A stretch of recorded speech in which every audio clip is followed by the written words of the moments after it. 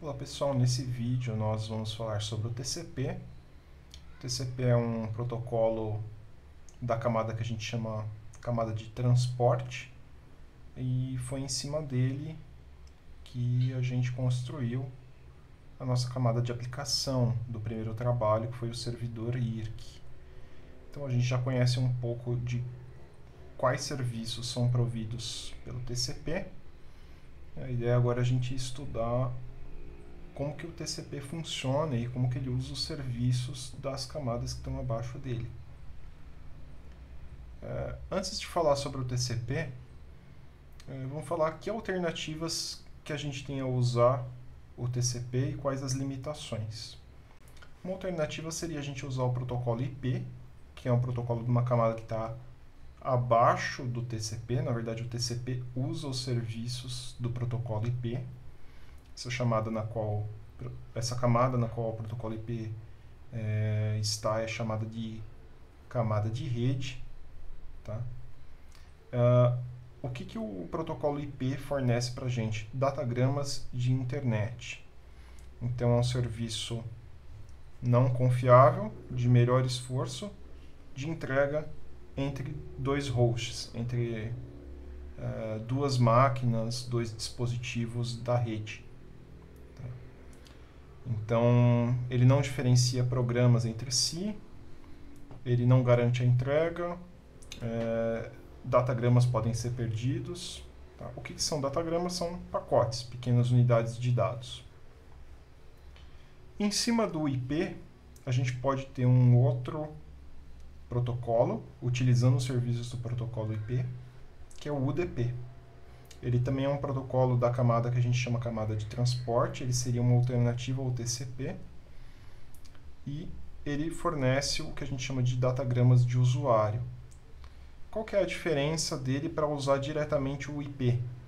Basicamente, ele permite que a gente troque datagramas entre dois programas em espaço de usuário. Então, ele fornece um mecanismo para a gente dizer para qual programa que vai esse datagrama dentro do sistema. Então, além dele chegar num certo computador que está na rede, ele sabe, dentro desse computador, o sistema operacional sabe direcionar para um determinado programa. O mecanismo que é usado para isso são as portas, tá? Que também é um mecanismo que é usado pelo TCP. Isso é uma característica de qualquer protocolo da camada que a gente chama camada de transporte. Mas veja que ambos esses protocolos são não confiáveis, né? O que isso significa? Os datagramas podem ser perdidos, podem ser entregues mais de uma vez, e daí a gente pode ter a ilusão de que um dado foi enviado duas vezes, quando na verdade foi enviado só uma vez. Eles podem ser entregues fora de ordem, podem chegar numa ordem diferente da qual eles foram enviados. A gente já viu isso nos vídeos anteriores. Mas, por outro lado, esses protocolos cuidam de alguns problemas que podem acontecer na rede. Tá? A gente não precisa se preocupar com truncagem e nem com corrupção de dados. Tá? O que é truncagem? É quando chega só uma parte. Né? Corrupção é quando tem bits trocados, era para ser 0 e vira 1 ou vice-versa, né? Quando são corrompidos. Algumas ferramentas que esses protocolos usam permitem que a gente não se preocupe com isso. Então, no protocolo IP tem um checksum do cabeçalho, então informações como remetente e destinatário são protegidas por um número que é calculado a partir dessas informações do cabeçalho, serve como um dígito de verificação, igual o dígito de verificação que a gente tem no CPF, por exemplo. Se essas informações são acidentalmente trocadas devido a uma falha de algum equipamento da rede, não uma falha de segurança, uma falha de processamento mesmo, ou uma interferência eletromagnética, isso daí geralmente pode ser detectado. E a mesma coisa pode se aplicar aos dados que estão sendo carregados de um lado para o outro, no caso do DP. Tá? Então, o protocolo IP em si não protege os dados, protege só o cabeçalho, mas se a gente usar o protocolo UDP, a gente protege os dados contra essa modificação acidental. Mas e se a gente quiser transmitir um certo datagrama de forma confiável, a gente quer garantir que ele chegue exatamente uma vez. Tá? Então a gente tem um pequeno conjunto de dados, por exemplo, uns 100 bytes lá. A gente quer transmitir esses 100 bytes de um computador para o outro e quer garantir que eles cheguem corretamente. Né? Então, qual que é a abordagem básica que a gente segue? A gente envia o datagrama várias vezes até dar certo. Como que a gente sabe que deu certo? Até que a ponta que está recebendo esse datagrama, né, o destinatário, volte uma mensagem confirmando o recebimento. Então é igual quando a gente envia pelo correio uma correspondência com um aviso de recebimento. Talvez vocês já tenham recebido carta que tem esse aviso de recebimento, que vem um outro envelopezinho lá fora, e daí você tem que assinar dizendo que você recebeu, e daí esse papel chega para quem enviou de volta. É o mesmo conceito. Quais ferramentas que o protocolo tem que usar para fazer isso? Então é a confirmação de entrega, o acknowledgement, que é de quem está recebendo para quem está enviando. Então isso é engraçado, né? Então quem recebe também tem que enviar alguma coisa. Um timer e um timeout no remetente. Tá? Então qual que seria a analogia com cartas? De repente você mandou uma carta, nunca chegou o aviso de recebimento, você nunca ouviu falar da pessoa que ela recebeu essa carta, então o que você faz? Depois passa um tempo, você envia de novo, não tem outro jeito, se perdeu lá no meio do correio. E esse ato de enviar de novo é a retransmissão, que também é feita pelo remetente original. Só que a gente ainda tem um outro problema. Geralmente a gente não quer enviar sempre uma quantidade muito pequena de dados. A gente quer enviar aí kilobytes, megabytes, gigabytes, até terabytes de dados ou mais. E como que a gente faz para conseguir trabalhar com isso, com uma mensagem grande, né? Bom, geralmente os protocolos de rede de camadas mais baixas, eles têm um limite, tamanho do pacote que eles conseguem lidar, então a gente tem que quebrar essa mensagem em partes menores, que a gente chama de segmentos.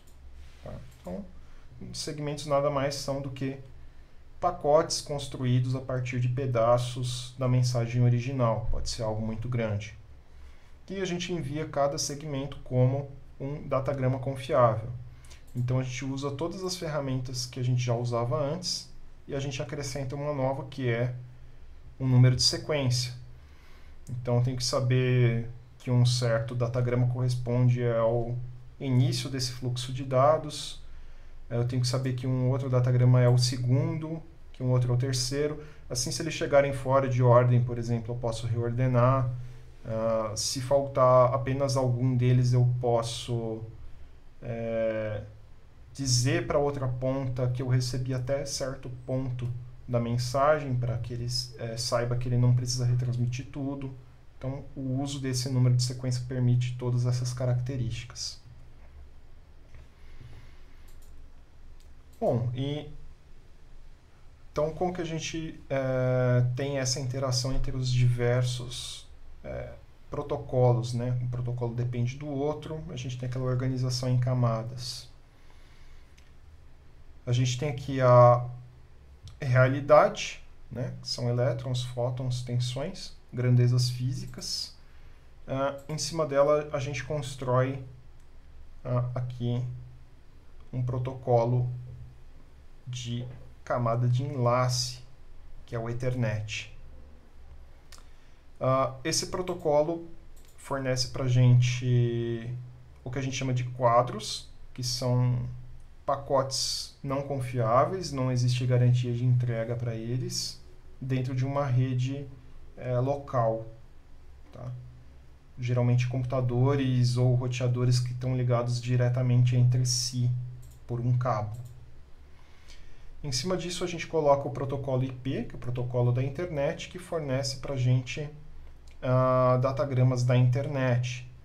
Isso aqui já tem uma característica de que esse protocolo permite a gente passar por vários roteadores no meio do caminho até chegar ao destino desejado. Então ele faz essa coisa de traçar uma rota entre os diversos equipamentos de rede até chegar em um destino em outro ponto da internet. Em cima disso a gente constrói, por exemplo, o TCP, e o TCP fornece para a gente o que? Ele fornece um socket com um fluxo de dados. Então ele fornece um rio de bytes, né, um fluxo de bytes entre dois programas em qualquer lugar do mundo. Então, basicamente, foi o que a gente usou lá no primeiro trabalho. A gente consegue mandar um byte depois do outro. A gente tem a garantia que esses bytes vão chegar na mesma ordem. A gente não tem a garantia de que eles vão chegar todos ao mesmo tempo, do mesmo jeito que eles foram enviados, né? Eu posso enviar, sei lá, 1 mega de uma vez só, e daí eu vou receber alguns bytes por vez. Isso daí depende de atrasos do sistema operacional, depende de tamanho de pacotes que ele consegue construir, etc. E em cima disso eu posso implementar protocolos que a gente chama de camada de aplicação. Por exemplo, o IRC, do primeiro trabalho, ou, por exemplo, o HTTP, que é o protocolo que é usado pelos navegadores de internet. O que o protocolo HTTP, por exemplo, vai fornecer?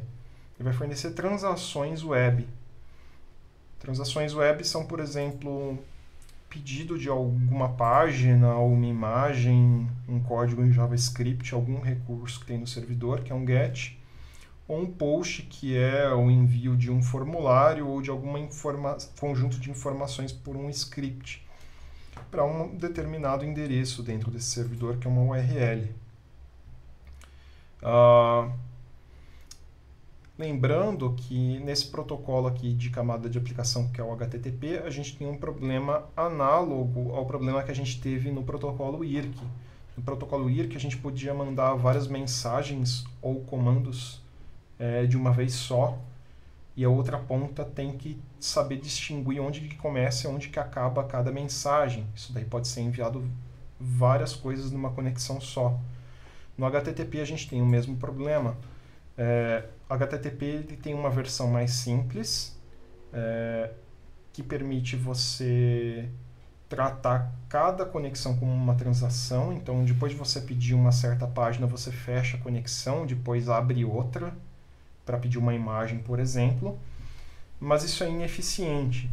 Então, versões mais modernas do protocolo HTTP permitem que a gente mande várias transações, ou seja, solicitações de recursos do servidor ou envio de informações para o servidor dentro de uma mesma conexão TCP.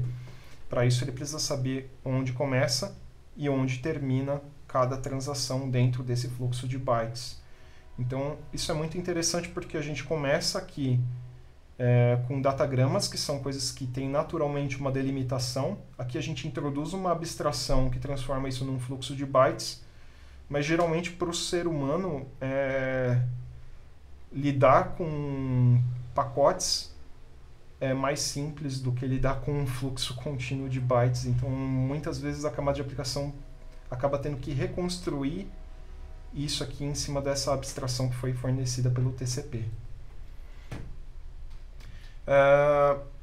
O TCP é a única forma de implementar entrega confiável na internet? Não, tá? Então existem alternativas. A gente tem aqui a versão mais moderna do protocolo HTTP, que acabou de ser lançada alguns meses atrás. É o HTTP 3. Em vez de utilizar o TCP para fornecer entrega confiável de dados, ele utiliza um protocolo chamado protocolo QUIC, que foi originalmente desenvolvido pela Google. Só que por muito tempo ficou como um protocolo experimental que era suportado somente pelo Chrome. Hoje em dia a gente já tem suporte a esse protocolo, embora ainda seja experimental, você tem que habilitar manualmente, mas já tem suporte, por exemplo, no Firefox. Esse protocolo ele é implementado em cima do UDP. Ele é implementado em espaço de usuário, ele não é implementado no kernel, como o TCP costuma ser implementado. Por que ele não foi implementado diretamente sobre o protocolo IP? Poderia ser implementado? Poderia. Só que a gente tem um problema que na internet, apesar do contrato inicial que se gostaria que todos os equipamentos de rede fornecessem, seria eles conseguirem falar o protocolo IP e não se importarem com o que está aqui nas camadas mais acima dele, muitos equipamentos de rede precisam olhar aqui para essa camada que está logo acima, que é a camada de transporte, para funcionarem. Então, por exemplo, roteadores domésticos que usam o que a gente chama de NAT, que a gente vai olhar mais para frente como que funciona, eles precisam olhar aqui até a camada de transporte para funcionarem corretamente. Eles não conseguem funcionar corretamente olhando só até a camada de rede. E daí, por causa disso, para a gente ter uma retrocompatibilidade aí com equipamentos e não ter que esperar diversos fabricantes darem suporte a esse novo protocolo, o pessoal lá originalmente da Google, agora tem pessoas de outras empresas e instituições trabalhando nesse protocolo, optou por construir em cima do protocolo UDP, que já era consolidado. Bom, mas voltando ao TCP, como que ele funciona? Então, regras básicas do TCP. A gente tem um fluxo de bytes em cada direção. Os fluxos são independentes, fluxo de transmissão e fluxo de recepção. Então, cada ponta tem um receptor e um transmissor que funcionam de forma totalmente independente entre si. Cada byte é tagueado com o lugar que ele se encontra dentro da sequência. Então, eu sei que o primeiro byte que está dentro de um segmento é o byte de número 10 de uma sequência, ou que é o byte de número 200. E uma coisa interessante é que o começo do fluxo conta como uma posição na sequência. Então, logo que a gente abre uma conexão, a gente vai ver que existe um datagrama especial que é enviado para confirmar essa conexão. E apesar desse datagrama não conter dados úteis, ele conta como se ele tivesse um byte. E da mesma forma, quando é solicitado o fim de conexão, então quando uma das pontas pede para fechar a conexão, que é aquela chamada close do socket, ou fechar lá da nossa implementação, também é enviado um datagrama indicando aí que está solicitando o fechamento de conexão, e esse fechamento é contado como se ele tivesse um byte de dados, apesar dele não ter nenhum dado assim, digamos, especial. O receptor sempre diz para o emissor qual que é o próximo byte que ele precisa para poder remontar esse fluxo. Então, em outras palavras, o receptor ele fica falando o próximo byte que eu espero receber é o byte de número 50, por exemplo. Aí digamos que ele recebeu 20 bytes depois disso, ele vai falar, o próximo byte que eu espero receber é o byte de número 70. E ele também diz quantos bytes ele consegue aceitar. Isso é o que a gente chama de tamanho da janela de recepção. Para que isso serve? Bom, lá no nosso código a gente tinha um callback que é sempre chamado, tá? Quando chegam dados novos. Agora, imaginem vocês que o nosso programa está preso dentro de um loop. Aquele sistema de chamada de callback do Python não é preemptivo, então ele não vai parar a execução do código, ele vai esperar que o código retorne para o loop principal que está dentro daquela biblioteca sync.io, e só então ele vai poder chamar o nosso callback para receber mais dados. Bom, o computador não tem memória infinita, E o computador também não está tratando só de uma única conexão, então o sistema operacional tem que limitar o buffer de quantos dados ele consegue, de quantos bytes ele consegue manter em memória antes de repassar isso para o programa em espaço de usuário. Suponha que isso lote.